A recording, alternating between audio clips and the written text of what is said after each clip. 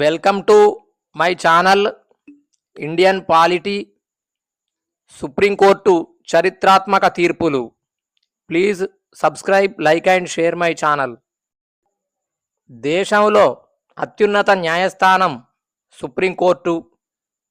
దీని తీర్పే అంతిమం. దీన్ని కింది కోర్టులేవి ప్రశ్నించడానికి వీల్లేదు. పలు వివాదాల పరిష్కారంలో భాగంగా సుప్రీంకోర్టు వెలువరించిన అభిప్రాయాలు, వ్యాఖ్యానాలు, తీర్పులు, ఇతర న్యాయ సమాచారాలన్నిటినీ రికార్డు రూపంలో నమోదు చేసి భద్రపరుస్తారు.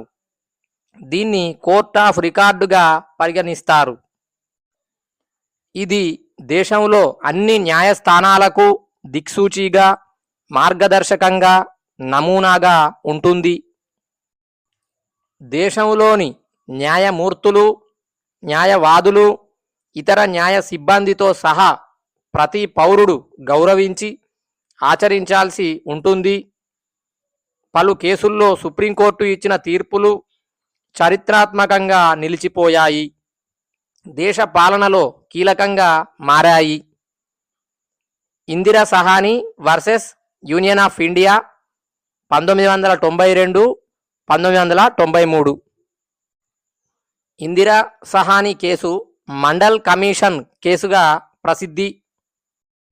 మండల్ కమిషన్ వెనుకబడిన తరగతుల స్థితిగతులను వర్గీకరించడానికి జనతా ప్రభుత్వం మొరార్జీ దేశాయి కాలంలో 1978 డిసెంబర్ 3న బిందేశ్వర ప్రసాద్ మండల్ అధ్యక్షతన ఒక కమిషన్ను నియమించగా 1979 జనవరి 1న రాష్ట్రపతి అధికారికంగా ప్రకటించారు.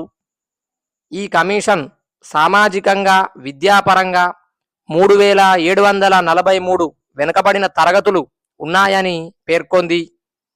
వీరందరికీ 27% ఉద్యోగాలు రిజర్వ్ చేయాలని సూచిస్తూ 1980లో తన నివేదికను ప్రభుత్వానికి సమర్పించింది. ఆ సమయానికి జనతా పార్టీ అధికారం కోల్పోయి కాంగ్రెస్ పార్టీ అధికారంలోకి వచ్చింది. కానీ మండల్ నివేదికపై ఎలాంటి నిర్ణయం తీసుకోకుండా పక్కన పెట్టింది. 1989లో అధికారంలోకి వచ్చిన జనతాదళ్ ప్రభుత్వం మండల్ కమిషన్ నివేదికను అమలు చేయాలని సంకల్పించింది. దీంతో అనేక పిటిషన్లు సుప్రీంకోర్టులో దాఖలయ్యాయి. వాటి విచారణ ప్రారంభం కాకముందే జనతాదళ్ ప్రభుత్వం విశ్వాస తీర్మానం నెగ్గలేక పతనమైంది. అనంతరం ప్రధానమంత్రి పదవి చేపట్టిన పివి నరసింహారావు మండల కమిషన్ నివేదికకు 2 సవరణలు చేశారు. అవి వెనుకబడిన తరగతుల వారికి కేటాయించిన 27% రిజర్వేషన్లను ఆర్థిక స్థితిగతుల ప్రాతిపదికన ప్రాధాన్యత క్రమాన్ని నిర్ధారించి అమలు చేయడం, అగ్రవర్ణాల్లో ఆర్థికంగా, సామాజికంగా వెనుకబడిన వారికి 10% రిజర్వేషన్లు కల్పించడం. పై పరిస్థితుల నేపథ్యంలోనే ఇందిరా సహానీ కేసు సుప్రీంకోర్టులో దాఖలు అయింది.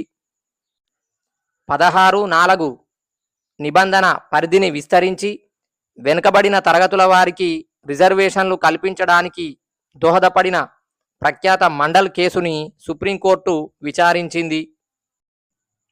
ఉన్నత కులాల్లో పేద వర్గాల వారికి సూచించిన 10% అదనపు రిజర్వేషన్లను కోర్టు తిరస్కరించింది. అయితే కొన్ని షరతులపై ఓబీసీలకు 27% రిజర్వేషన్ల రాజ్యాంగ పద్ధతిని ఆమోదించింది. అవి వెనుకబడిన తరగతుల్లో ఉన్నత వర్గాల క్రిమిలేయర్ ని రిజర్వేషన్ల సదుపాయాల నుంచి తొలగించాలి, ప్రమోషన్లలో రిజర్వేషన్లు ఉండరాదు, మొదట చేసే నియామకాల్లోనే రిజర్వేషన్లను పరిమితం చేయాలి, ప్రస్తుత రిజర్వేషన్ 5 ఏళ్లకే ఉండాలి. 1997 భర్తీ చేయని ఖాళీల్లో క్యారీ ఫార్వర్డ్ రూలు ఆమోదయోగ్యమే. అయితే 50% నిబంధనని ఇది అతిక్రమించకూడదు. ఇతర వెనుకబడిన తరగతులు, ఓబీసీ జాబితాలో ఓవర్ ఇన్క్లూజియన్ అండ్ అండర్ ఇన్క్లూజియన్ జరిగిందనే ఆరోపణలను పరిశీలించడానికి ఒక శాశ్వత చట్టబద్ధమైన సంస్థను ఏర్పాటు చేయాలి. సుప్రీంకోర్టు ఆదేశాలు, ప్రభుత్వ చర్యలు. ఓబీసీల్లో క్రిమిలేయర్ని గుర్తించడానికి రామానందన్ కమిటీని నియమించారు. 1993లో ఈ కమిటీ తన నివేదికను సమర్పించగా ప్రభుత్వం ఆమోదించింది. 1993లో జాతీయ వెనుకబడిన తరగతుల కమిషన్ను ఒక పార్లమెంటు చట్టం ద్వారా స్థాపించారు. ఉద్యోగ నియామకాల్లో ప్రకటించిన కులాల జాబితాలోని ఇన్క్లూజియన్, ఎక్స్క్లూజియన్ను ఇది పరిశీలిస్తుంది. ప్రమోషన్ల విషయంలో కోర్టు ఇచ్చిన తీర్పుని రద్దు చేయడానికి 1995లో 77వ రాజ్యాంగ సవరణను ప్రతిపాదించారు. ఈ చట్టం ద్వారా 16వ నిబంధనలో 16(4)(a) అనే కొత్త అంశాన్ని చేర్చారు. దీని ప్రకారం రాష్ట్ర సర్వీసుల్లో తగిన ప్రాతినిధ్యం లేని షెడ్యూల్డ్ కులాలు, తెగల వారికి రాజ్యం ఏ సర్వీసుల్లోనైనా రిజర్వేషన్లు కల్పించవచ్చు. అదేవిధంగా 85వ రాజ్యాంగ సవరణ చట్టం 2001 ఎస్సీ ఎస్టీలకు ప్రమోషన్ల విషయంలో రిజర్వేషన్ల కన్సెక్వెన్షియల్ సీనియారిటీని వర్తింపచేస్తుంది. ఈ చట్టం పూర్వ అన్వయ ప్రభావంతో 1995 జూన్ నుంచి అమల్లోకి వచ్చింది. 81వ రాజ్యాంగ సవరణ చట్టం 2000 బ్యాక్లాగ్ వేకెన్సీలపై తీర్పును నిర్వీర్యం చేసింది. ఇది 16వ నిబంధనకు 16(4)(b) అనే కొత్త అంశాన్ని చేర్చింది. దీని ప్రకారం ఒక ఏడాదిలో లేదా సంవత్సరాలుగా భర్తీ కాని రిజర్వుడ్ ఖాళీలను ఒక ప్రత్యేకమైన ఖాళీల శ్రేణిగా పరిగణించే అధికారం రాజ్యానికి ఉంటుంది. ఈ శ్రేణిలోని రిజర్వేషన్లను ఇతర సంవత్సరాలలో మొత్తం సీట్ల సంఖ్యల్లో 50% కోటాను నిర్ధారించే ఖాళీల్లో కలపకూడదు. ఒక విధంగా చెప్పాలంటే బ్యాక్లాగ్ వేకెన్సీలకు ఉన్న 50% కోటాను ఇది రద్దు చేసింది. ఈ కేసులో కేంద్ర ప్రభుత్వ విద్యా ఉద్యోగ అవకాశాల్లో ఓబీసీలకు రిజర్వు చేసిన 27% రిజర్వేషన్లు చట్టబద్ధమేనని సుప్రీంకోర్టు తీర్పునిచ్చింది. మినర్వా మిల్స్ వర్సెస్ కేంద్ర ప్రభుత్వం 1980. ప్రజా శ్రేయస్సుకు హానికరమైన రీతిలో నిర్వహిస్తున్నారని మినర్వా మిల్స్ అనే వస్త్ర కంపెనీని ప్రభుత్వం స్వాధీనం చేసుకొని జాతీయీకరించింది. ఈ నేపథ్యంలో ఆ కంపెనీ యాజమాన్యం 42వ రాజ్యాంగ సవరణను సవాలు చేస్తూ భారత ప్రభుత్వంపై కేసు దాఖలు చేసింది. ఈ కేసులో భాగంగా సుప్రీంకోర్టు 42వ రాజ్యాంగ సవరణ ద్వారా 368వ ప్రకరణకు చేర్చిన 4, 5 క్లాజులు రాజ్యాంగ మౌలిక స్వరూపానికి వ్యతిరేకంగా ఉన్నాయని వాటిని రద్దు చేస్తూ తీర్పునిచ్చింది. ఆ సమయంలో సుప్రీంకోర్టు ప్రధాన న్యాయమూర్తి justice YV Chandrachud, Maneka Gandhi versus union of India 1978. Maneka Gandhi విదేశీ పర్యటనకు వెళ్ళేటప్పుడు ఆమె పాస్పోర్టును ప్రజా సంక్షేమం దృష్ట్యా అనే పేరుతో కారణాలు చెప్పకుండా 1977లో ప్రభుత్వం స్వాధీనం చేసుకుంది.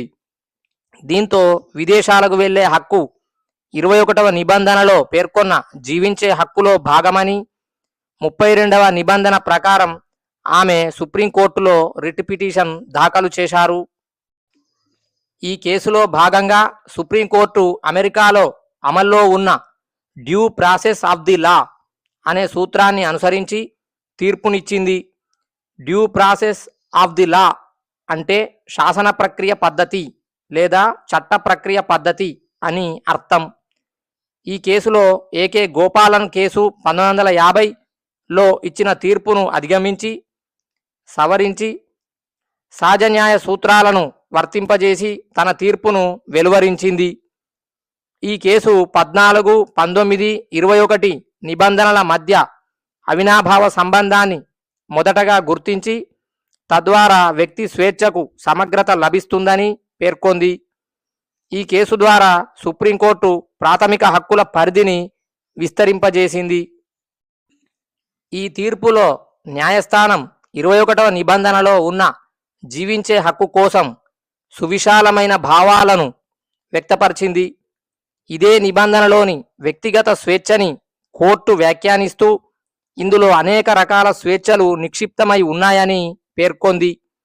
రాజ్యాంగంలో పేర్కొన్న విధంగా 6 ప్రాథమిక హక్కుల్లో అంతర్గతంగా అనేక హక్కులు ఇమిడి ఉన్నాయని పేర్కొంది.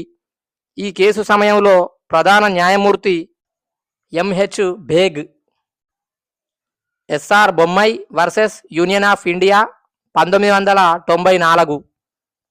1998లో ఆర్టికల్ 356 ప్రకారం కర్ణాటకలో రాష్ట్రపతి పాలన విధించడంపై అప్పటి ముఖ్యమంత్రి ఎస్ఆర్ బొమ్మై సుప్రీంకోర్టును ఆశ్రయించారు. ఈ కేసులో భాగంగా ఆర్టికల్ 356 కింద రాష్ట్రపతి పాలన విధించే అధికారాన్ని సుప్రీంకోర్టు సమీక్షించింది. ఏకపక్షంగా రాష్ట్ర ప్రభుత్వాలను రద్దు చేయడాన్ని నియంత్రించింది. లౌకిక సమాఖ్య భావనలు రాజ్యాంగం మౌలిక స్వరూపంలో భాగమేనని తీర్పునిచ్చింది. రాష్ట్రపతి పాలన విధింపు కారణాలపై న్యాయ సమీక్ష చేయవచ్చని పేర్కొంది. రాష్ట్రాల రాజ్యాంగ యంత్రాంగం విఫలమైనప్పుడు మాత్రమే ఆర్టికల్ 356ను ఉపయోగించాలని తీర్పునిచ్చింది.